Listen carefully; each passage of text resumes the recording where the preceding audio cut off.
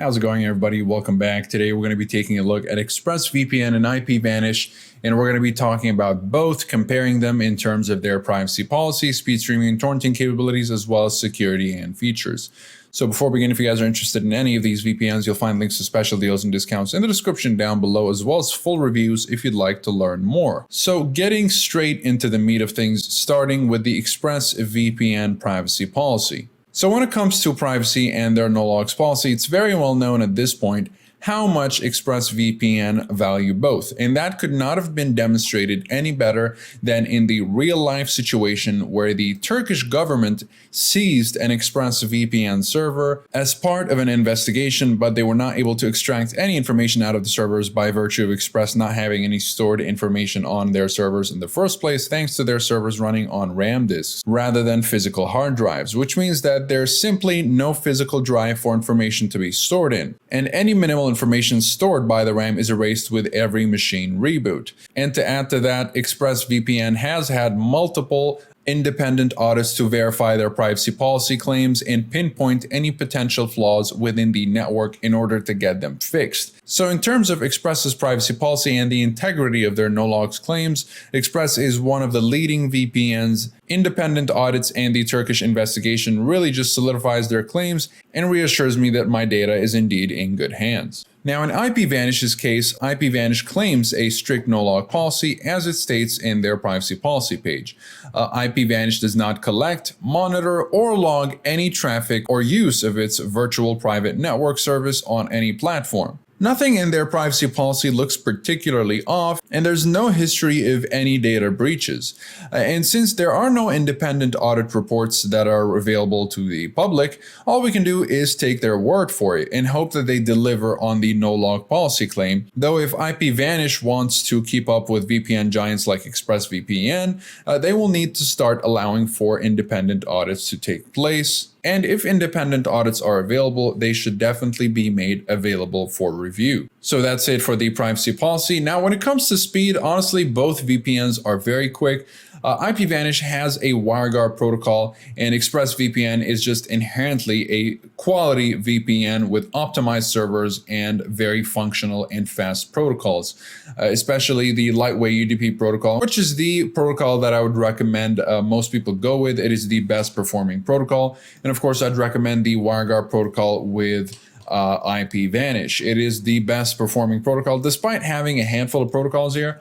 Definitely just stick with WireGuard. It is the fastest. And with regards to speed, with ExpressVPN, I would say that with nearby servers, you'd be seeing between an 8 and 10, to 12, 13% a decrease in speed. Whereas with IPVanish, I was seeing, roughly 15 to 18, sometimes 20% decrease in nearby servers, and about 20% to 25% decrease in speed with servers that are much farther away. Whereas with ExpressVPN, it's really known that ExpressVPN is able to keep up the speed even when connected to far away servers. So yeah, great stuff overall. Both VPNs are pretty quick, but ExpressVPN is just quicker. Now, with regards to torrenting and peer-to-peer activity support, both VPNs support torrenting very well, and they have great speeds.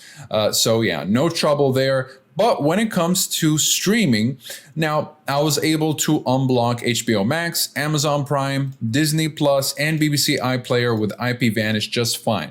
However, I could not unblock the American Netflix library with IPVanish, which is why I have my VPN on here.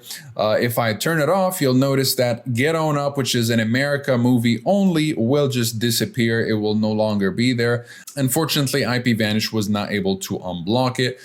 So that's why I'll stick to ExpressVPN when it comes to unblocking streaming services, especially if you're looking to unblock the American Netflix library, which is a huge library, really, which is why most people are after the American Netflix library. And as you can tell, I unblocked it right away. Very easy stuff. Now, of course, if you're not really concerned about unblocking the American Netflix library and you just want to unblock, let's say, BBC iPlayer and American streaming services such as Disney Plus, Amazon, and HBO Max, IPVanish will do just fine. But of course, if you're looking to unblock a huge variety of streaming services and libraries, libraries, that'll go to ExpressVPN, mainly because, of course, ExpressVPN has very well optimized servers. It's super quick and has up to 94 countries and over 3,000 servers, whereas IPVanish has over 1,400 servers in 57 countries. So ExpressVPN has 37 more countries than IPVanish, which makes for a huge difference in the variety of streaming services that are unblockable by ExpressVPN compared to IPVanish, of course. Both VPNs support the standard 256-bit encryption. However, ExpressVPN uses a 4096-bit key, whereas IPVanish uses a 2048-bit key, both of which are super secure, by the way. But on paper, if we're just going to go by on paper data, ExpressVPN is definitely going to be safer, especially that they support perfect forward secrecy, which constantly generates new keys for your online sessions, so that if a hacker, let's say, got access, which is impossible, near impossible really, but assuming a hacker gains access to one of your sessions, the key that they unlocked will only give them access to a short session. And if they want to access any more activity, they'll have to go through the constantly generated keys that need to be hacked again and again and again. So it's a very difficult process when it comes to hacking ExpressVPN, thanks to perfect forward secrecy. And with regards to server security, ExpressVPN run their servers on RAM disks, whereas IPVanish still run their servers on hard drives. So in ExpressVPN's case, thanks to the RAM mode on their servers, they're not really able to store any information, whereas IPVanish still has literally physical drives that are running these servers, which of course provides room for information to be logged. Now, with regards to security features, there really isn't much with both VPNs, but with ExpressVPN, you'll be getting split tunneling as well as a kill switch, whereas with IPVanish, all you're going to be getting is a kill switch. Now, granted, the WireGuard protocol is a great addition, but still, it's not going to mean much if ExpressVPN is still outperforming IPVanish with a protocol that isn't a true WireGuard protocol. Lightweight UDP is a proprietary ExpressVPN protocol, and it's not really a true WireGuard protocol, and it's still outperforming the WireGuard protocol of IPVanish. But still, IPVanish's WireGuard protocol is still very, very quicker than most VPNs, honestly. So yeah, still pretty impressive. Both VPNs do have a kill switch and DNS and IPv6 leak protection, but then again, ExpressVPN will have split tunneling, whereas IPVanish does not have split tunneling. So yeah, that could be worth picking ExpressVPN over if that's a feature you're looking for. Of course, split tunneling will mean that you get to choose which applications run through the VPN and which don't. So that could be useful if that's something you're looking for. And with regards to China, ExpressVPN works in China. Meanwhile, IPVanish absolutely does not work in China, where ExpressVPN is one of the most reliable, if not the most reliable VPN when it comes to functioning in censorship-heavy countries. Now, with regards to pricing, this is where it's a little bit weird, honestly, how IPVanish have their pricing plan. So, as you can tell, they have a monthly plan and a yearly plan. And the yearly plan is already fairly expensive. So $60 for a single year. So $5 per month. And that's only the first year. So if you keep your subscription until the next year, they will charge you almost double at $90. Now, that's a lot of money for what you're paying here. Now, I'm not saying IPVanish isn't worth it. If IPVanish provides everything you're looking for, then definitely, by all means, go for it. So, this is, now, would you go with $5 per month? Now, would you go with $60 for the first year and then $90 for the second year? Or would you just go with ExpressVPN, which is definitely a VPN that's much more secure, works in censorship-heavy countries, unblocks a whole bunch of streaming services. It's just an overall super easy VPN to use no matter which device you're using it on. Now, granted, IPVanish will allow for virtually an unlimited number of devices to be secured with just one subscription, whereas ExpressVPN only allows for 5.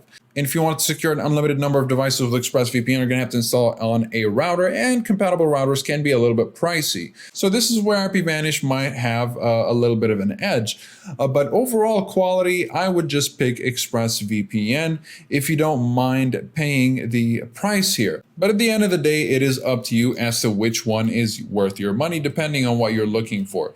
If you're looking for a VPN with a solid no-logs policy that unblocks a whole bunch of streaming services, then ExpressVPN is definitely the one to go for.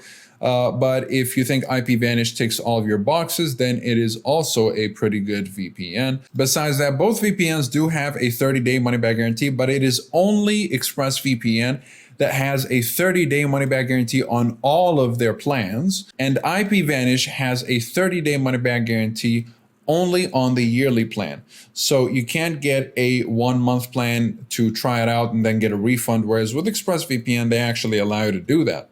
So yeah, that'll be it for this video. Again, if you guys are interested in ExpressVPN or IPVanish, you'll find links to these special deals and discounts in the description down below, so feel free to take advantage of those while they last. Besides that, thank you very much for watching. If you have any questions, please post them in the comments down below, and I'll see you guys in the next one. Have a wonderful day.